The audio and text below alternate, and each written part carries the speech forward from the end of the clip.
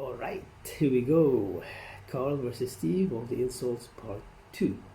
Lego. Beautiful bit of Snoop on XFM, yeah? Mm-hmm. Kicking it with Ricky Gervais. Yeah, sweet. Steve Merchant and Karl Pilkington. What has happened to Karl? Because Karl, I thought, is this sort of sweet little buffoon, almost childlike in his ways. You know what I mean? Like Charlie Brown after some sort of head injury, and now he's coming back like that, having a go at, not caring about voiceover work. It's like, because Heat have written about him a couple of weeks, it's like he thinks he's better than you in some way. I do care though, you're out of order saying that, right? Because I sorted you out with tickets for stuff. He doesn't turn up too. Karl, I received a phone call, you deleted the message offering me voiceover work, you're as bad as my agent. I'm appalled by it. And I thought we were friends. At least his agent, when he does it, is losing himself money as well. Yeah, exactly. You've got no comeback. You're still sweet. And to have a go at you've got a mank whine, right? Voice. Like a cartoon Gallagher brother on Coronation Street. I mean, and yes, Steve does sound like a Wurzel, but that doesn't, do you know what I mean? What about Jethro? Jethro does well. Jethro gets on Des O'Connor anytime he wants. Just has to phone Des up. And he's on there. Straight on and there. he's whining like a Wurzel as well. So, to say that is a rubbish... Alright, apart from that then, what else have I done that's wound you up? Well, that's a good starting point, because you haven't even apologised. No, it's a shock, because that's the first time I've let you down. And I didn't really let you down, because I passed on the message. You didn't? Well, we've been through it. You didn't pass on the message. Saying I deleted a message for you is not passing on the message. I mean, I just think what's happened is that you've got a little bit of celebrity now from the show. I mean, I've seen you being recognised in pubs and stuff, or people have come up and they said, are you Karl, because they've seen Ricky. Now, it just seems to me that you are not keeping yourself grounded. You are just, you cannot deal with fame, you've not got the intelligence to cope with the celebrity, and you're just becoming this kind of ego-driven monster. Now it's getting. It scares me, Karl. You're not the man I remember. Look, I put a lot of work into this on Saturday. This isn't even my proper job, right? Where were you in the week? Oh, he's got you there. What? Where were you in the week? I said let's meet up, let's, come up with some new features and that. Where were you? Karl, you phoned me about an hour before you wanted to meet. That is not what I would call... I mean, that is arrogance right there. That's the way I work. That's arrogance right there. That's ego right there. He couldn't go, when I came in, he said, where's Steve? I said, Steve can't make it. I had to tell him why. Steve was staying in to tidy up, because his landlady was coming. This he couldn't get over. He could not get over that you couldn't make it because you had to stay in with your landlady. He talked about it for about the hour when we were working. What are you talking? Last week I had a bad throat. You wouldn't tolerate that. You wouldn't accept that. When you had a bad throat, where were you? Why couldn't we do any work then? Because you're at home with your mum and your dad. you were on holiday, weren't you? Why didn't you get your mum and your dad to clean the flat? Oh, he's done it again! He's done you again, mate. Play a record. How has he done me? What? They live in Bristol. Yeah, the joke's on you. He couldn't get him to clean the flat. I don't know who's laughing at who now. Right, listen. Can we just go back to laughing at Karl? Okay. Because I know where we stand there. Okay, alright. Do you want to, That's the natural order of things. I know, yeah. The world's gone topsy-turvy. he's stepped out of the pecking order. Right, well, someone who I don't let down, right, are the listeners of this show. Do you want to read out the prizes for Rockbusters? We'll get that one. Oh, we're not doing Rockbusters again, are we? Yeah. Well, it was a shambles last week. We cancelled it 2 weeks ago. What? I mean, there you are right there, Rick. I mean, both you and I, and let's be honest, we're the guys with our names on the poster. I know, It's supposed to be your show. And our faces. Exactly, and yet... we have to be on tube stations with people laughing at us. Yeah, well, they're not laughing at me, right? They're saying it's a good I don't know. What do you think people think of the poster, Karl? Seriously? No, I don't want to know his opinion.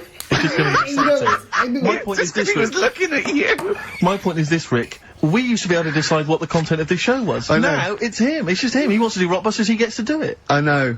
And it's awful, but like Tourette's Trent D'Arby. Not only is that offensive, it doesn't work as a clue. Saying that, have you come up with anything for this week?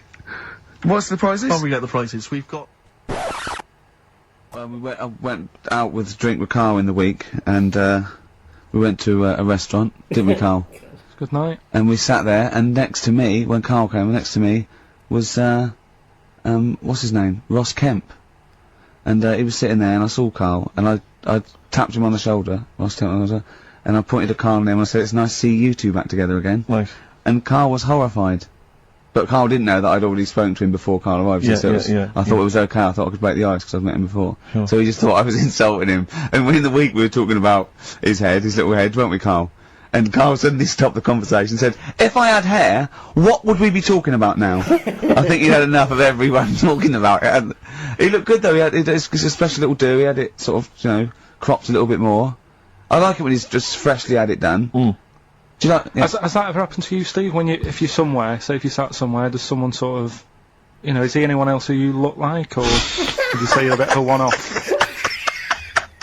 I love these two. But to be fair, to be fair, he seems to be having a go at me an awful lot more than I do at him now. I mean, he just starts it, you know, starts it out of nowhere. I think his is sort of a get back for the way you treat him as a producer, not, you know. But he's not a producer! If he produced the show, I wouldn't have a reason to criticise, but... I think this is it. Oh, but seriously, I mean, it really winds me up now because, you know, it started as a joke, but now it's abuse. Yeah. He got annoyed at Heat because it said Karl, producer, well, not so much a producer as just a bald mank. And he went, can they say that? Yeah. Can they say that? See, that's a magazine, an independent publication has identified what exactly it is you do. Yeah. There we go then, go on, bring it on, because here we go, he's looking at me, I know he's thinking, I can hear the cogs. I'm not thinking anything. It's no, that is true. Never a true word. Play a record. This is what the phone message he left me Wednesday on my mobile. But I just is chatting about certain things that are going on at the moment. What he does need to know. Duncan, who mentions, is my agent. And, you know, you'll understand a few other things. But this is the sort of message I get from Karl. Right? Whinger. Old messages. Alright. 12:10, Wednesday. Just getting loads of people calling me all the time about Yesterday, DVD's signing for BBC London. I don't work there, but I've been dragged into that. I've got a woman on, leaving a message from Talk TR, going on about, do you want to go and see Pop Idol again? Right? They're just saying, you and some listeners can go. So I'm sure you'll love that. I've got Jim Benner wanting you to introduce the tin buckets at the Astoria. So can you just like let Duncan know that I'm doing his job whilst he's sat on his arse with his thumb firmly up his arse? Can you let him know that I'm running around like a here sorting shit out for you? Alright, see you later. Message letter. Do you know what I mean? I know, but that's the kind of phone message he's leaving. Do you remember who he was before you... But he's even annoyed that he gets a phone call. I remember he got a phone call for you to do a voiceover and didn't pass it on. You missed a voiceover. That was thousands of pounds. No, I didn't pass it on though, I told you. You said someone had phoned. Yeah. That's not good enough. But who's that? Well, she didn't say, and I didn't ask, but... Of course she said! She didn't say. Rubbish. So you didn't take the number down? Just when she went, oh, can you tell Steve to call me? And you went, yeah. Yeah, well, I just thought you'd know her already. I should have known, it was a woman, so I should have known. He's having a go, you see? Yeah. Unbelievable. Oh, yeah. I don't know how it's come back on me. You're the one who was picking on it. Yeah, exactly. I'm saying. I'm defending. Why is he having a go at you? He never picks on Ricky because he knows you are his bread and butter. Seriously, you know what I mean? The only reason he's got Mondays off is because you're still doing this show. Yeah. That's why he's scared of you. That's why he's like, he has a go at you on the phone, but he always picks on me because he knows, you know, I'm a pushover, I'm a nice guy. He's scared of you. I can't believe, I don't know how it works. Is that true? Steve, I'm always sorting you out. I look after you. Sorted you out with tickets, I sorted you out with lager I got you today, why are you picking on me? What do you mean you're sorting about tickets and lager? What's this? Right, whenever you want tickets. Yeah, sorry, I don't want to use this as, like, moaning time and that, because I don't like to moan, I'm busy and that, right? I've sorted you out tickets for gigs. Yeah. Right? Well, somebody doesn't even turn up to. Yeah, we won't even go on about that, right? Lager. He was sorting out the Cure, he complained it was boring. Yeah. There was that big drum of lager that you had, and you said, oh, put that in your room for me. Yeah. Because I don't want to carry it home. Right? Lazy. So I said, alright, then I'll put it in my room. It goes missing, it gets nicked. Then you have a go at me because it got nicked. Yeah. I get you another one. You make me carry it around town for you for half an hour, then you say, oh, I can't be bothered taking it home. Can you take it back to work for me? Yeah. Yeah. But, interestingly, this is like a year ago, so it's obviously, it's still pressing on you, Oh, hang on, and I forgot the one when we had an argument over 50p. When we went out for a coffee. You didn't want to give me 50p back that you owed me. Yeah, That was the same day you'd given him about 40 quid worth of lager. But, see, this is my problem. This was my point at the time. It's not the 50p in terms of money is not what's important. The fact that you think you don't have to give me money back because it's only 50p, that was the point at stake. It's me who makes a decision, oh, don't worry about the 50p, not you, it's only 50p, I'm not going to give it to you. Do you know what I mean? There's got to be rules, otherwise it's chaos, Carl. Come on, mate.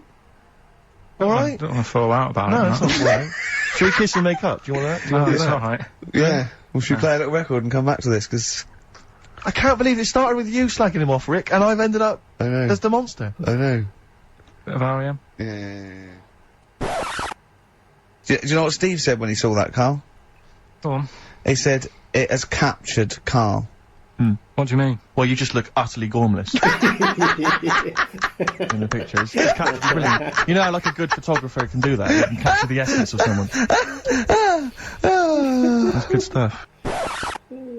It's best if you leave it. Well, we're not going to leave it. We're going to get you on the poster. Yeah. I mainly after seeing myself on videotape this morning. I showed him, you know, the animal show I did, the show. Yes. I'm doing a video, and I did behind the scenes footage, and I've got you've seen it, haven't you? I feel a little bit of Karl on there, isn't there? Yeah, it's great. Yeah. It's lovely. He can't believe it. He said, is it playing slow? 'Cause he's so slow, and I come into the office going, alright. That's how you I'm talk. my head as well. I look like I'm looking into a spoon. I'm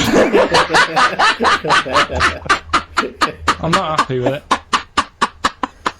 I just think that if we're willing if Ricky's willing to use his celebrity profile for the sake of the show, Yeah. I'm willing to look like a, you know, let's say a fairly handsome, kind of cool customer. I think at least, the very least, Carl, is that you appear on there as well. You could dress up smart. Are you worried that you'll look the worst out of all three of us? Who am I standing next to? Am I next to Steve? I'm fairly confident. Yeah. It's so predictable. You pull the string because you know what it is. It's You pull the string. Oh yeah. Oh yeah. Amazing. I'm Ricky Gervais. With me, Steve Merchant and Carl Pilkington. Still arguing. This time about having help from your mum and dad. What do you think, Carl? No, I'm not. I don't want this to turn into some sort of wacky type thing where we're pretending we're arguing. Yeah. Well, we're not pretending. We're not pretending. You are Yeah, arguing. I know what people will think we're messing about. Oh, Right. that wouldn't have thought so. We just need to. We can talk about it later. Sort it out. Yeah. It's just that Carl's a little bit stressed. I'm not stressed, but And he doesn't really understand that, you know, me and Steve have got lots of different jobs in the week. He's just got one job. Yeah, But and we sort of rely on people getting messages to us, you know, as soon as they get them, you know, and not sort of deleting them from their phone selfishly. Yeah. Just things like that, you know, people being on the ball. Not just thinking about themselves all the time, not just thinking about number one. what do you think, Carl? whatever. Do you know what I mean? Whatever. Don't get all maudlin again. Just having a little discussion. Yeah, this will annoy you. Guess what? Think of this, you little slaphead twat. Apparently, that's Sony's ours, Right, apparently, women can get bald treatment on the National Health Service, but men can't. What do you think of that? Do you think that's fair? Is that a fact? It's a fact. We should point out that Karl is, would you say balding? Yeah. Would that be fair? Well, either that or a wide parting.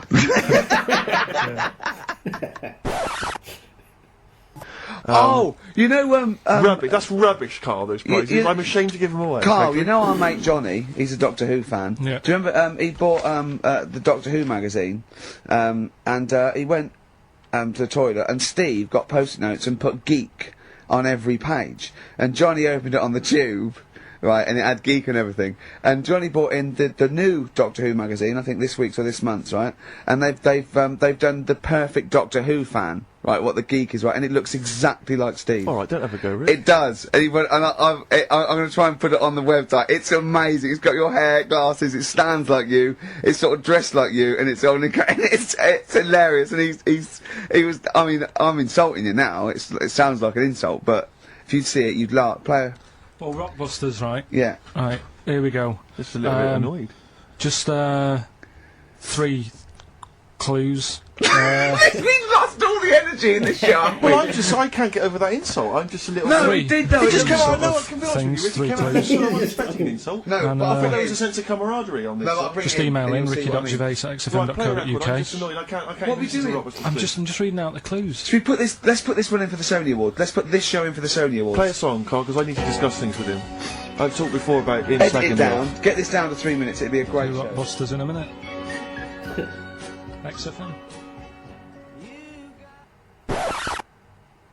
I tell you, you're going to go along later to the Live 8 gig, and you're probably going to see some bands that can make an effort to entertain you. But if you want entertainment, Rick, you know it. Go on. There's only one person to book. Go on. Me.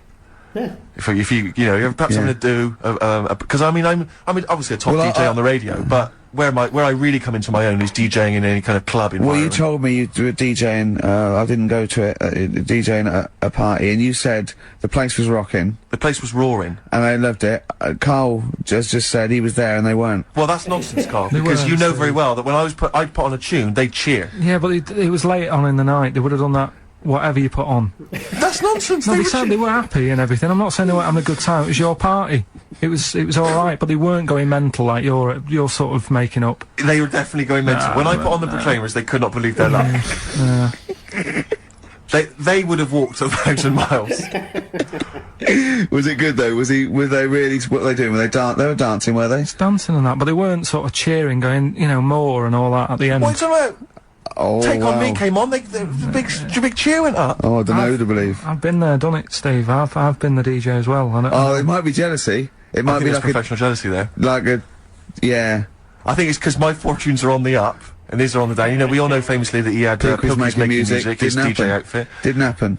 I did enough. I just wanted to do enough to pay for the equipment, and I did. And that was that. But I don't like crowds, do I? It's one of them things, isn't it? Like I've said before, when you first see something, it's a bit of a shock. Do you know what I mean? It's like the Elephant Man or whatever. Yeah. First time you see him, it's that sort of, oh, look at that. Yeah. Do you remember the first time you saw Steve? No, I'm not being funny. Do you remember the first? Yeah, but I've said this before. It's always then you get used to how people look, and you don't.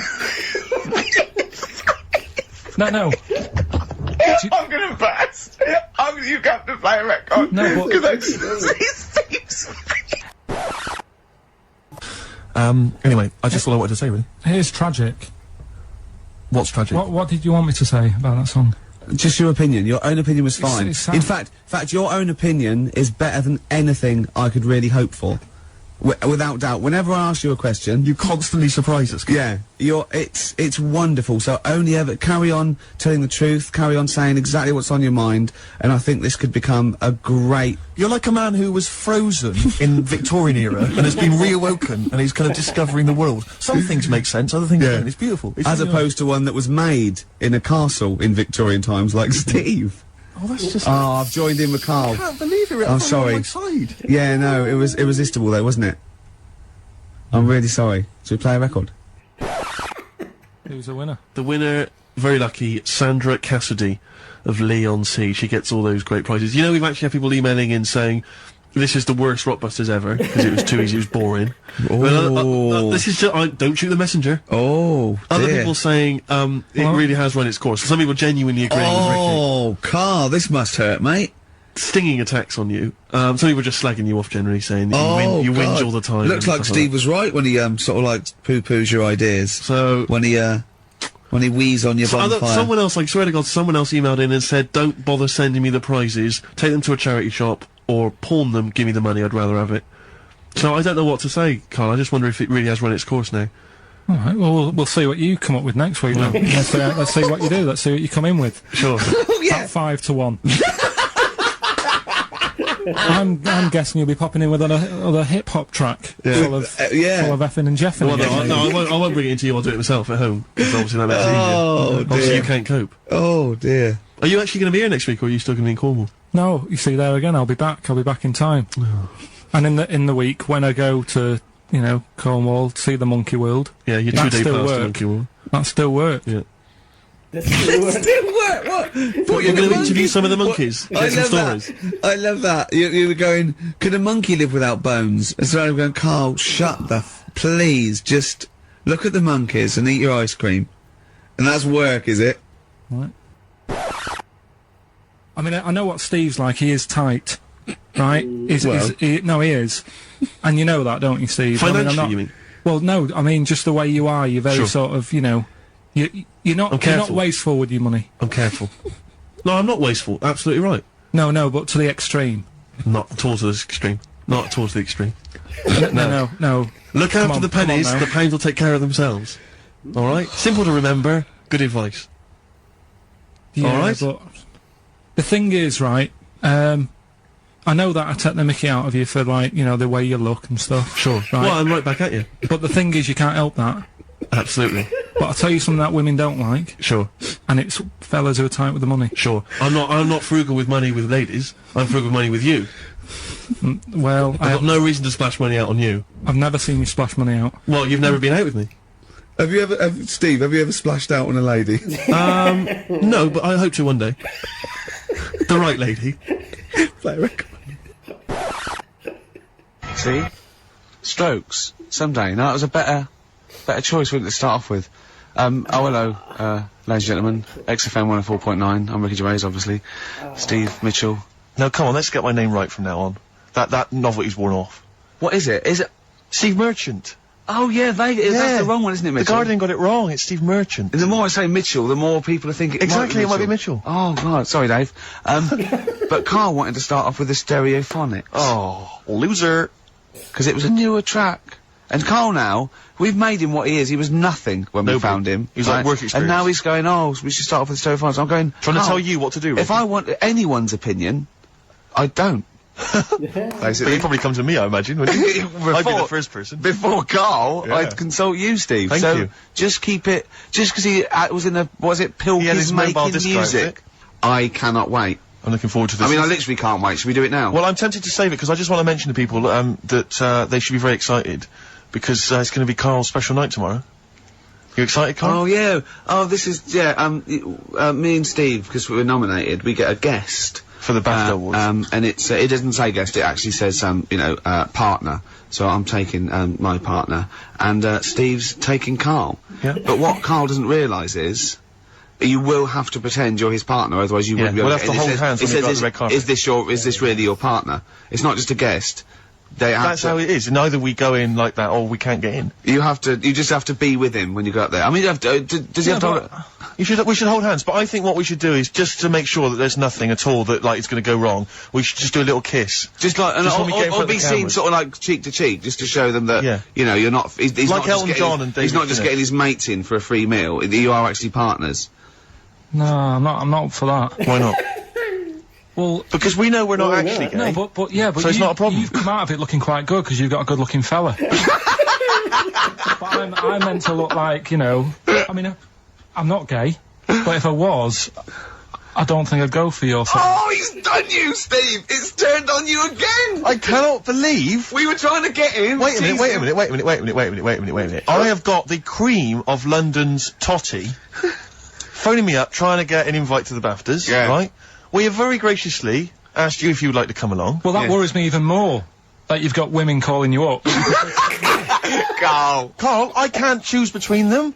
If I let one of them down, they're gonna destroy them. They'll be ruined. Their lives will be ruined. It's better for me to take you and not, you know, ruin the lives of any of those poor women. When he told them he was taking you, it was like a scene from Graceland. There was just like there was weeping. They were crying. Like it was horrible. Hundreds of them, and really? He just went. And I got upset. He just had to say, "Look, just chill out, bitches," didn't you? I did. I just said, you know, you're all my hoes, but I can't choose between you. So I'm taking Karl. You know, he could get you discount frocks. No, I had a letter from the people that there's an organisation. No, listen, Karl. There's an organisation that sponsors the BAFTA Awards in terms of clothes and fashion. They sent me a letter. They said your partner. They've not specified the sex. They've said your partner can come along and choose an outfit. Now I suspect, by the look of it, it is a woman's outfitters. I'm thinking we could get you a lovely trouser suit. Well, it may look feminine, right? But I think people will be fooled. It'd just be a little bit roomy in the hip and probably narrow on the shoulders. But you're a bit skinny. Why didn't you take it? Because it's a lot of an insult. And maybe just some pearls as well. Be lovely. Wouldn't you? I haven't got anything sorted to wear yet. See, you're slagging me off. You're likely to end up going in a tracksuit. Yeah. But yeah, I don't know what we're talking about there. So we've got the film thing going. I don't know what we were talking about. What were you talking about earlier about glasses as well, and Steve taking his glasses off? What was that? Oh no. What are you saying that in front of him now for? Was it an insult? It wasn't really an insult. Karl, what were you up to? No, what was it? I genuinely don't remember. I genuinely don't remember. Oh God. Right, Steve, I'm not having a go. Right? You probably are. Just saying how people, It's a bit weird that you've got glasses because you've got a good pair of eyes on you, right? That isn't an insult. What were you talking about, though? What was it? Why did it was the fact that people who wear glasses always look a bit weird without them on. It's like, you know, they should wear glasses. Okay. Why did we get round to this? I think what was we talking about? What was we talking about? Really? I don't know. I don't know. I don't know what that was. It sounds like an insult, even it wasn't intended as one. It wasn't. It sounds like an insult, Carl. It does, yeah. No, it wasn't. I should be allowed to punch you every time you insult me now. No, but I'm not. I'm doing it. I'm going to give you a dead arm. Look, Steve, it's you. You always even if it wasn't, you intended it to be one. What you? Oh, that was real. Play a record. Yeah. But it's mad. That's mad. Oh, is this the Cardigans? Great, brilliant. I didn't even say anything. It makes me feel better. I can enjoy the rest of the show.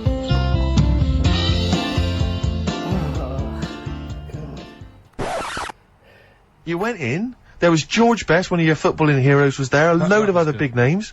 You sat there in prime position. You came backstage with a load of other big names.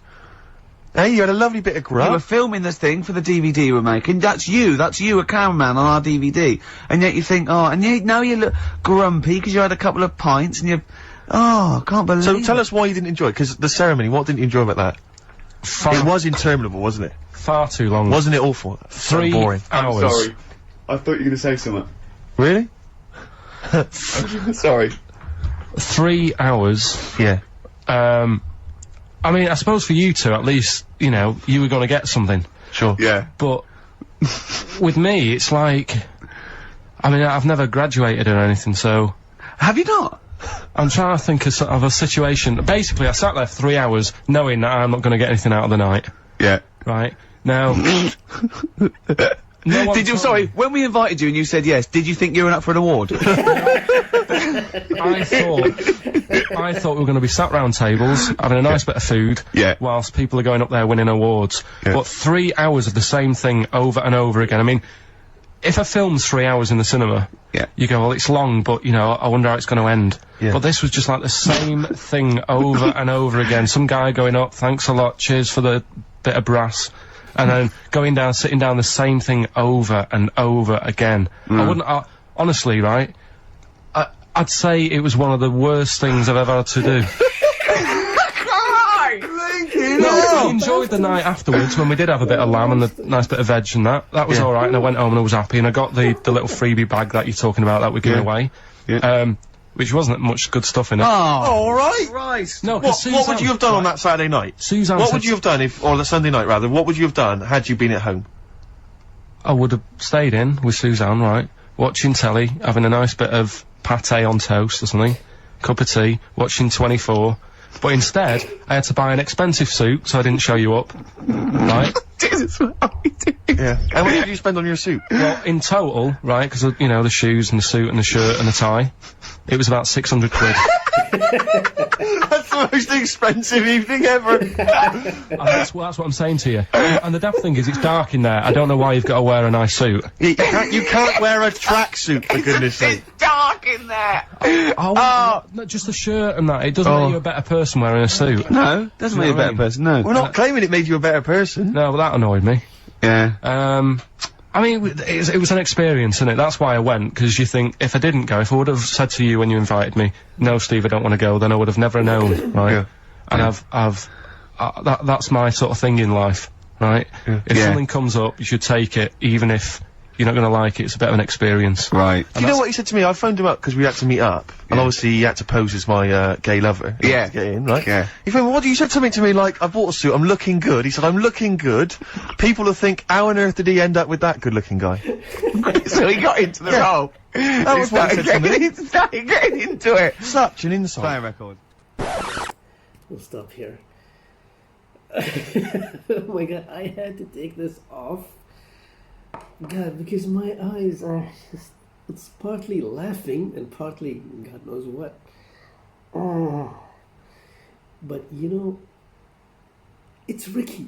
It's Ricky. He makes this happen. You know, I think if he wasn't there for most of these conversations, they would just be talking. You know, like Karl and Steve would just have a conversation between themselves. No insults, nothing. It's Ricky that deliberately just drops. You know, he just drops it in there. Amazing. Oh my God. You know, I don't know how many parts left. We'll see. Well, end of part 2. Bye.